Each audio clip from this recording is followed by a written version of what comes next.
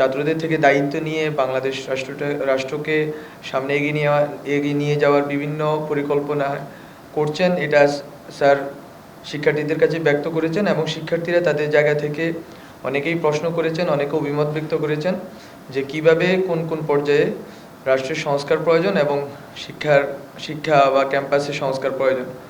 ফলত এটা এক ধরনের ডায়ালগ ইন ডিসকাশন ছিল এবং অন্যান্য উপদেষ্টা মণ্ডলীর অন্যান্য সদস্যবৃন্দ এখানে বক্তব্য রেখেছেন এবং তাদের জায়গা থেকে তাদের অনুভূতি এবং তাদের কারো কারো নিজস্ব প্রস্তাবনাও ছিল, ব্যক্ত করেছেন কিভাবে তারা বাংলাদেশ রাষ্ট্রটাকে তাদের রেসপেক্টিভ ডিপার্টমেন্ট অথবা রেসপেক্টিভ মিনিস্ট্রি থেকে চালিত করতে চান, এটাও তারা ব্যক্ত করেছেন।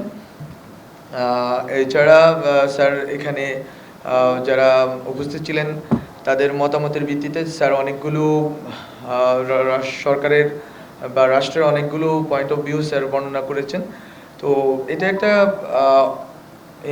একটা ডিসকাশন মূলত ছিল, যেটা স্যারের ডক্টর মোহাম্মদ ইউনূস স্যারের একটা লেজিটিমেসি যেই অংশ যারা দিয়েছেন যে ছাত্র জনতা, তাদের পক্ষ থেকে উনি তাদের সাথে কথা বলে তাদের বক্তব্য তাদের পক্ষ থেকে তিনি এই জিনিসটাকে রিটারেটেড করা হয়েছে। এনজিওর কিস্তি প্রথমবার বিকাশ পেমেন্ট করলেই 20 টাকা ইনস্ট্যান্ট ক্যাশব্যাক। তাদের কনসার্নগুলো নিয়ে উনি সামনে কিভাবে যাত্রা পথে এগোবেন এটার সম্বন্ধে উনি ওনার বক্তব্য রেখেছেন। এতটুকুই ছিল আজকের জন্য।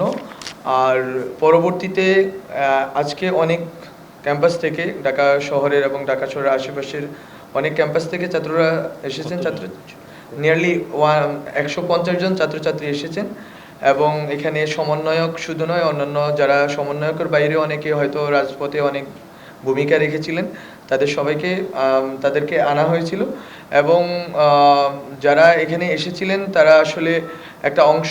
এছাড়াও বাংলাদেশের বিভিন্ন প্রান্তে বিভিন্নভাবে যারা এই আন্দোলনে গণ অভ্যুত্থানে ভালো ভূমিকা রেখেছেন, তাদের সবার সাথে কিভাবে সরাসরি একটা পিরিয়ডিক্যাল বেসিসে স্যারের সাথে মত বিনিময় অথবা স্যারকে লেখার বিষয়ে স্যারের কাছে বলার বিষয়ে ব্যবস্থা করা যায়, এটাও বলা হয়েছে ওখানে।